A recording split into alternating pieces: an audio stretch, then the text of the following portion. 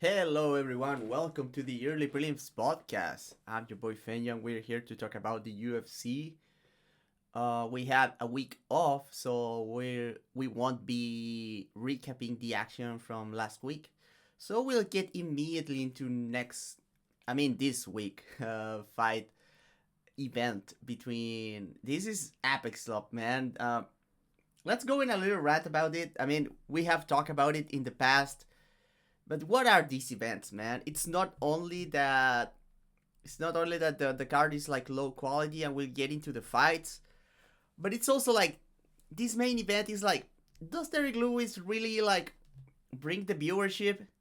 Because like wasting a main event slot in Derek Lewis, the problem that I have with that is not that I have anything against the Black Beast, is that this is a space that you could be using to promote a fighter that you know is going it's going somewhere, unless the UFC wants to like get like Derek Lewis in there against Tom Aspinall, because Talison Teixeira is not getting a title shot even if he gets like a super quick first round knockout here. That's the main event, by the way. It's Derek Lewis versus Talison Teixeira. I'm guessing a lot of you are wondering who the fuck is Talison Teixeira. He's a very tall heavyweight that had his debut. He's coming from a Contender Series, and he fought Justin Tafa last time out. And he doesn't look great. He looks alright. He's decent. He has a decent shot. Derek Lewis is pretty old now. But yeah, who is this for? Um, does Derek Lewis really bring in the viewership? Especially because you might think that the UFC would want to save Derek Lewis for fights with a crowd, especially because like his moments, his interviews go viral all the time. Last time out, that he took his shorts out, he found the guy, then he won the crowd. So maybe like save that, and instead of having like potential 5 rounds of heavyweight action, you just put Derek Lewis on like the main card of a fight night that it's on the road.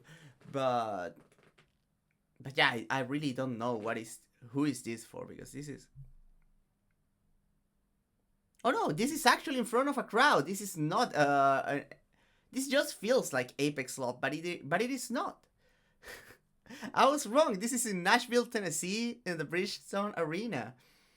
It was just so bad that I just assumed it was an Apex card, because this one is rough. Let's get into the card. So the main event is Derek Lewis, the Black Beast, um, former title challenger. He's 40 years old. He's coming off a win, and he has not been able to get a fight since May of last year, when he won against Rodrigo Nascimento in a main event, by the way. But yeah, the Black Beast is like 2-4 in his last 6, so he's not on a good streak. He's not. So does he really hold the name anymore to be like a main eventer? And against him we have Telson Teixeira. As I said, he comes from Contender Series. The Brazilian is how tall is he? He's 6'7". Alaid 6'7", so he's like huge, very long. Former LFA fighter too. He got that win against Justin Tafa very early on the first round. He fought another very small guy, Arthur Lopez, in the Contender Series. The guy that was like a light heavyweight for sure. So Teixeira is a fun addition to the heavyweight division. I'm not complaining that he's here, but I really do think that you could give the main event to someone else. Co-main event is not much better. It's like the same fight, but done in a lighter division. At welterweight, we have Stephen Wonderboy Thompson against Gabriel Bonfim. Obviously, this is a way better fight just because these are better fighters in a better division, but still, this is a weird one. Bonfim should clear here. Like, Wonderboy has been losing speed, durability, um, but he still remains like a puzzle that fighters have to solve But sometimes you can just like brute force your way into a win, like we saw in the Joaquin Buckley fight, where he was like getting kind of schooled, but he ended up like closing the distance effectively once like he put Stephen Thompson out. Bonfim has some good tools for this matchup. Wonderboy, despite having this karate style, he has always been super effective at dealing with leg kicks. Surprisingly effective at dealing with leg kicks. Not a lot of guys have been super effective with leg kicks, and even those who have not been like very successful at hampering the movement of Wonderboy. Two performances that I recall seeing like effective leg kicking against Thompson. It was the Masvidal fight where he kind of like it was a very close fight and Masvidal lost on optics more than anything because he got like dropped, but not like super hurt, just like tripped over with the punches of Steven Thompson a few times. Uh, he was like staggered, dropped to the floor, but not really hurt. But he was doing like some good work with leg kicks, and then in that fight, Thompson showed up like incredible leg durability because he was getting hit with like very constant, powerful leg kicks in that one. He was no selling them. He was like winning the boxing part for the most part, using his movement to frustrate Masvidal. It was a very good performance. And then we saw Anthony Pettis, who everyone remembers that he knocked out like Wonderboy with was it like a Superman punch, like a Superman overhand kind of deal. I don't remember exactly, but it was a crazy knockout. But before that, like Pettis was marching down Stephen Thompson and landing nasty leg kicks. Wonderboy was still like winning the striking so far, but I thought that Wonderboy, Showtime was doing a good work with the leg kicks. But yeah, Bonfim has a very solid leg kicks. He's very long, which is going to be like more and more important against someone uh, who relies so much on length and mobility as Thompson as he gets older.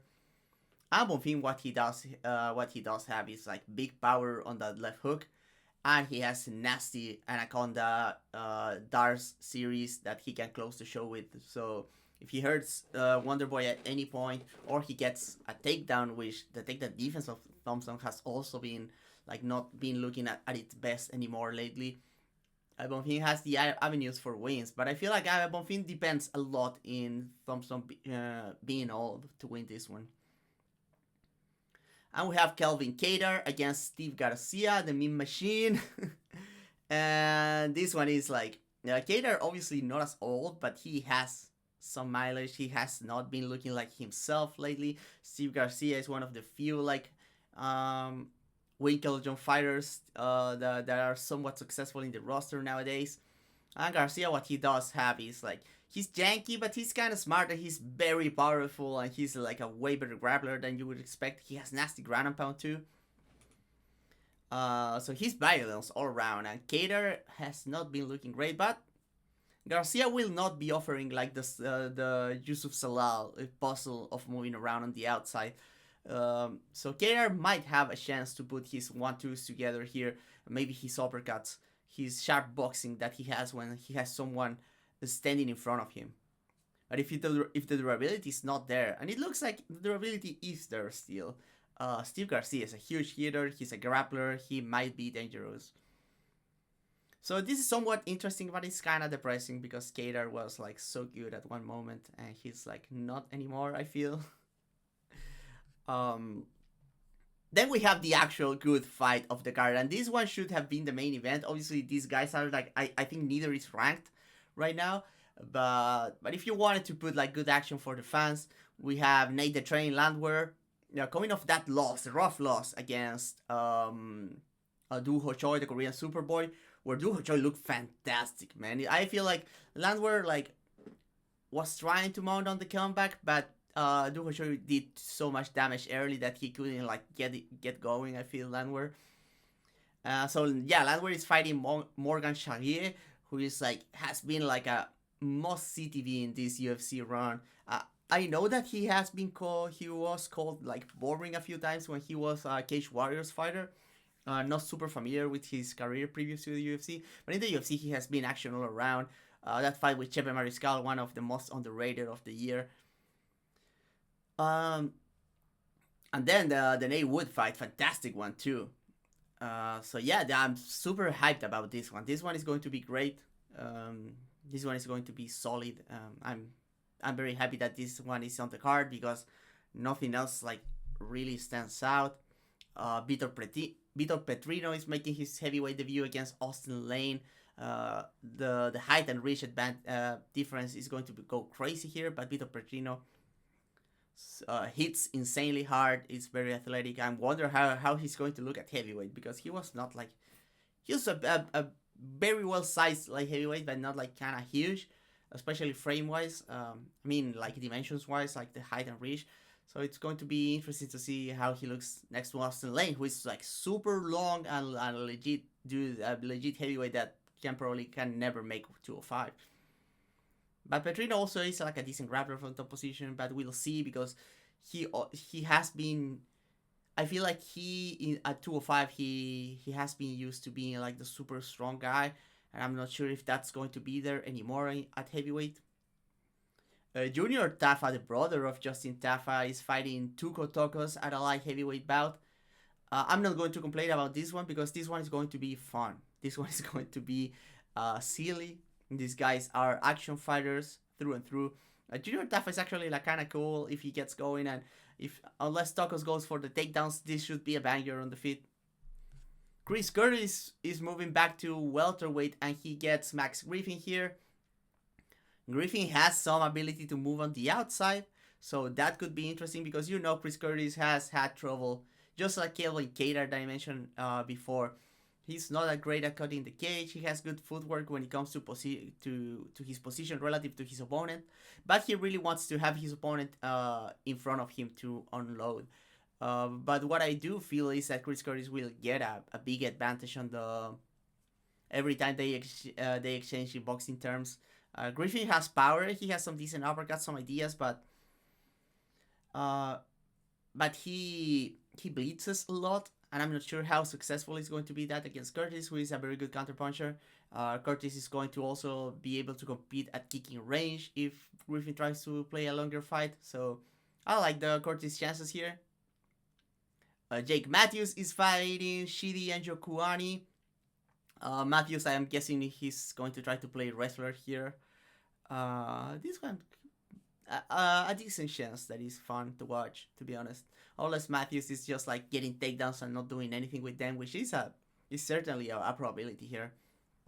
Lauren Murphy is back. She's fighting Eduarda Moura, one of the fighters with a Ronda Rousey inspired nickname. Is Eduarda Moura Rondinha or she's just like Ronda? Because there's a few of those. But yeah, Moura was like a former strawweight that was fucking huge, and then she moved to flyweight, and she's huge at flyweight too. Murphy, she's very strong, but she's kind of old right now, kind of past it. So it would be like healthy for the division if Moura got the win, I guess. Kennedy Nzechukwu is fighting Walter Walker, the brother of Johnny Walker. Nzechukwu has been looking very solid in his heavyweight run. He has been carrying over all the improvements that he did in his heavyweight career, putting them to good use. He's fighting someone that is long and is a wrestler here, so that's an interesting angle to take in this fight. It's like Nzechukwu getting the rare wrestler test at heavyweight. I think he should be fine. He's a very good grappler. I mean, relative to the division. The striking should be a wash in the favor of Nzechukwu. I love how he has been using like front kicks with both legs to sap at guys, just using his length. Walker, I think his build has been taller than Nzechukwu. I think I would have to see to believe here. But yeah, I think Nzechukwu is going to clear here. Then we have Mike Davis, Beast Boy, against Mitch Ramirez. So Davis is coming off that kind of rough loss against Fares Siam. Rough in that he didn't look great, right? Because Siam is like no shame in losing to Fares Siam. He has been on fire ever since he lost to Terrence McKinney of all people, but he has been looking very solid. And now he's fighting Mitch Ramirez. I don't remember that well. Let me check who. Also, yeah, Mitch Ramirez is that guy that got absolutely blasted with leg kicks again by Thiago Moises. So, not to be dismissive of the guy, but it's probably A good fight for Mike Davis to get back into the winning column. And our opener is Fatima Klein against Melissa Martinez at strawweight. So Klein has been looking very solid. She lost to Jasmine Jasudavicius, but I mean, if you are a strawweight, like you have no business fighting Jasudavicius at flyweight. She's like big and strong. She's going to, especially as a grappler, like your chances are not good at all. But then she moved down and she got like a very impressive win against Victoria Dudakova. So Klein has that going for her. Super Melissa Martinez. Um, Lost her debut against Elise Reed and then got a win against Alice Ardelean. So, yeah, I think it's Klein who's going to win here. And that's the event. Like, as I said, like, we have a very good fight. Not super important, but very good in Nate Landwehr against Morgan Charrier. The top three are all like veterans against younger guys, which is a dynamic that I don't super love, especially when the veterans have been looking awful here. So it feels like it's the UFC trying to position the younger guys here instead of like doing like good matchmaking. I'm interested in Chris Curtis. We have also decent and welterweight action in Jake Matthews versus Shidi. Seshuku back at heavyweight, who might be like, and Seshuku probably a higher ceiling than either like Derek Lewis and this version of Derek Lewis and Talison Teixeira, to be honest. So yeah, I mean, this one is not great. This one kind of sucks, man. I'll be broadcasting the whole thing. Like, Fight Companion is coming, guys. So hopefully you guys show up and help me get through this one, because this one is rough, man. Yeah, the UFC is like, we were like complaining about Apex SLOP, and then it turned out that the cards on the road are not much better, man. This one is rough. Next week's pay-per-view is not much better either, but I guess I'll be reserving my opinions for that one for next week when I do the full preview. So yeah, why don't we get into some fight announcements, right? So, Modestas Bukauskas is fighting Paul Craig. So Paul Craig is coming off that win against, I mean, not that win, that weird fight against, what's his name? The guy that everyone's saying that he was faking. I'm just like blanking on him right now, but Velato, right? I still believe Velato. I know I'm a minority there, but I don't think he was lying. So yeah, Bukauskas did not look great in his last fight against Iwon Kutelava. I'm glad that he won though, but we'll see how aggressive he is against Paul Craig here. Paul Craig, we'll see how he looks back at 205 after, because everyone is like thinking that he won that fight against Velato. But yeah, I mean, it's whatever, I guess. So on 2 weeks, Aliskerov was supposed to fight Bruno Ferreira. Aliskerov is out, so we have Jackson McVeigh. Jackson McVeigh was supposed to fight first Cedric Dumas and then my countryman Ewart before he got caught because he missed weight like big time. So yeah, McVeigh plays like a long, like all the way out, all the way in game. He's like, he kicks from the outside, he's a long southpaw, and then from the inside he's nasty with the clinch. Interesting how that plays out against Bruno Ferreira, who is very short, doesn't have a lot of range tools, but he's like explosive, he shifts into range, and on the inside he's a legit judo black belt. McVeigh has been getting a lot of submissions, so it's an interesting matchup, to be quite honest. This one is a banger. Stevan Ribovics, El Gringo, is fighting Elvis Brenner. Brenner has been looking like kind of off, right? Lately, especially against Alvarez, like never got going. I feel like, but one thing that Brenner still has is that he is a dog. He's an insane dog, but Ribovic is also a dog, so I'm guessing either like Ribovic is going to beat the shit out of Brenner, or this one is going to be like a two traffic war and it's going to be insane. But I like it, man. I like it. I support this one. What else we have? Umar C is fighting Branson Rivero. So Umar C got his first defeat of his career, of his professional career against Alonso Manifield. Rivero, who has one like trying to get a run going at light heavyweight, he was stopped by the professional Mursakanov. Um, Rivero is like still kind of dangerous for C because he's very long and he's aggressive. He pushes a pace and he's well rounded. So I think this is like, if C was not able to clear like the Manifield test, I think this is like the right type of step down to see where he's at. So I like this. This is actually good matchmaking. I'm going to lie to you guys. I feel like this is good. This one is probably going to bang. It's going to be janky as shit though. David Grant is fighting Damon Blackshear. I thought Damon Blackshear looked very, very good in his last fight. So I'm kind of excited to see where he goes from here. He's a Henry Hoof guy. David Grant, he shows up like once a year, and he looks great, and despite being old as shit. So this one is interesting too because like both guys very well rounded, long, powerful. I like it, man. That's solid. What else do we have? We have Rey Suruya. He's taking on Tumen Demberel. Interesting one. This one is going on. There's a Road to UFC semifinals event apparently. We have fighters who are in the UFC. Both of these guys came from Road to UFC, by the way. So yeah, Suruya, former freestyle wrestler. His lone defeat to Joshua Ban. And Tumen Demberel, who I think he has a judo background. I'm not entirely sure, but he's like a grappler that hits insanely hard. So always interesting to see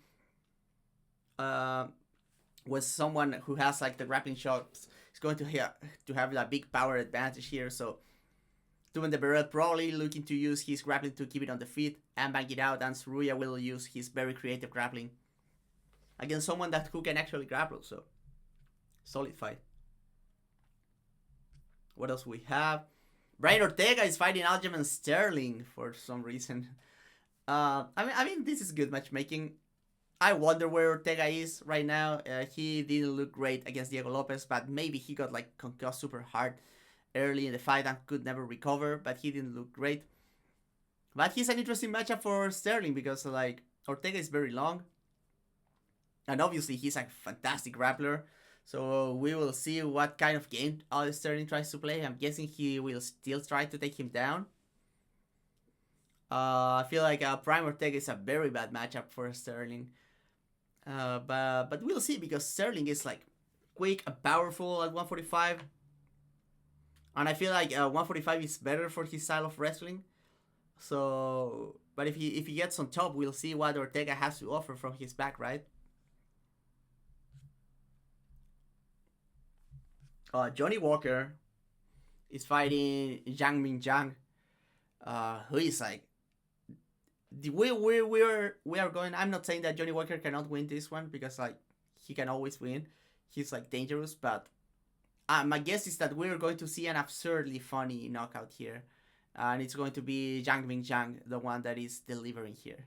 So watch out for that because this guy is violence, and Johnny Walker, he's very funny when he's getting knocked out. So yeah, I mean, we might see some like cartoon. We might see some like Tex Avery shit right here. Like maybe the eyes of Johnny Walker are going to pop out from his body, or his ghost is going to leave his soul or something. Like we're going to see something that should not be able to happen in real life. We might see that in this fight. What else? Bolaji Oki is fighting Mason Jones. This is going down at UFC Paris on September 6th. Banger. Absolute banger, actually.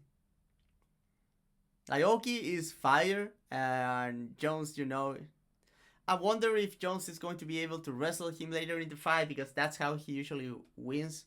That's what he had to do against Stephens. Obviously, Oki doesn't have like the depth the experience in wars that Jeremy Stephens has. But what he has is like he has good mechanics, very powerful striking. He's sharp.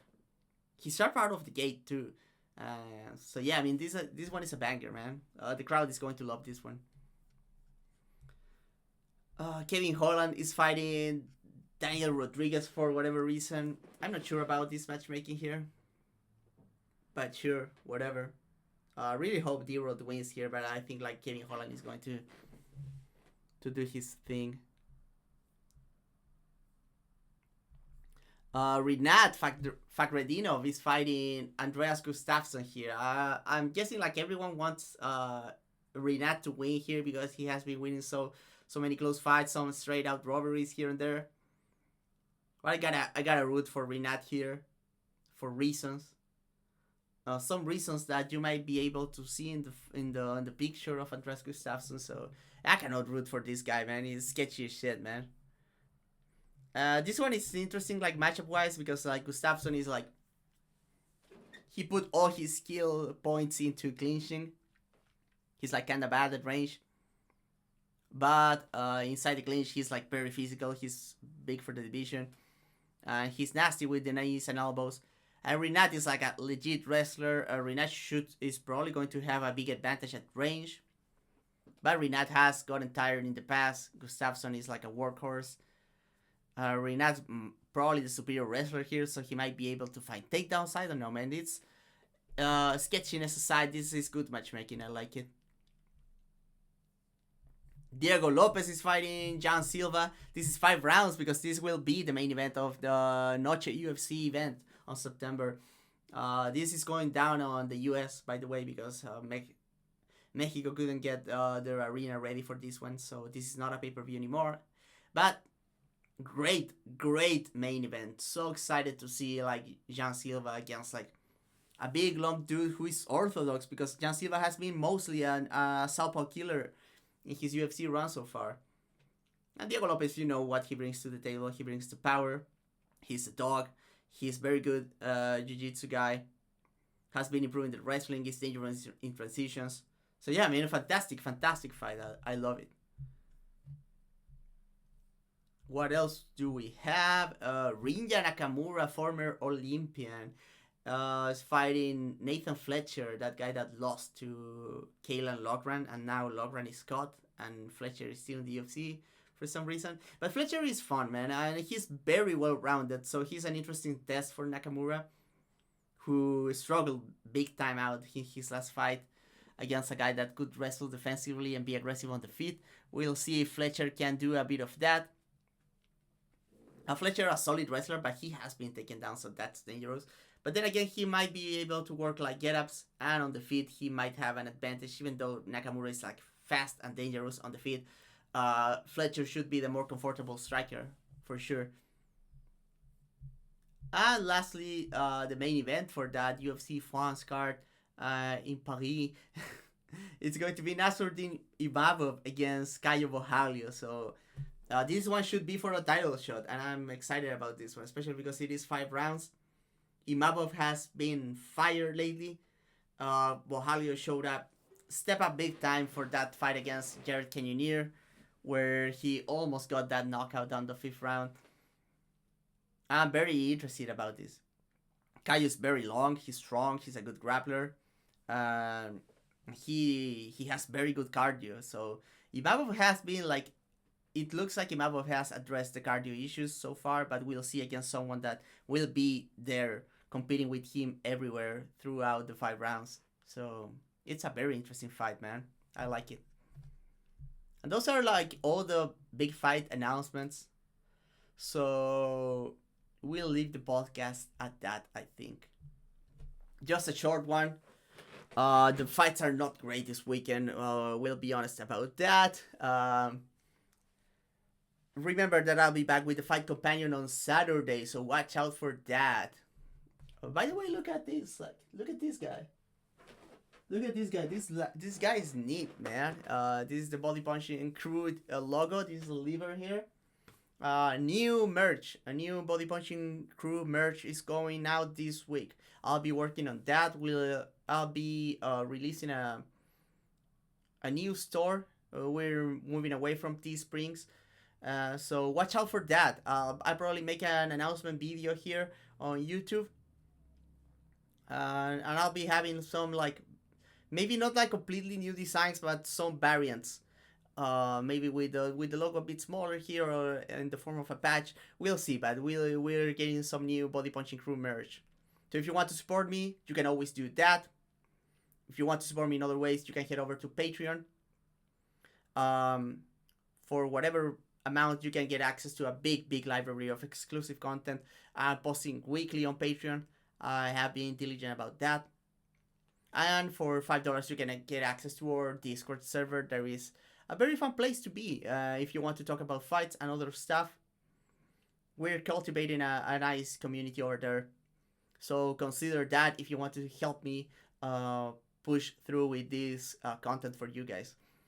I'll be catching you guys later on the week. If you have any suggestions for a live stream topic or like a short video, if you want to hear me talk about anything in particular, let me know in the comments, and I might do something because I'm trying to put more output in this channel because we're getting close to a milestone. So yeah, I mean, the suggestions are very appreciated. Thank you guys, and I'll catch you later. Bye.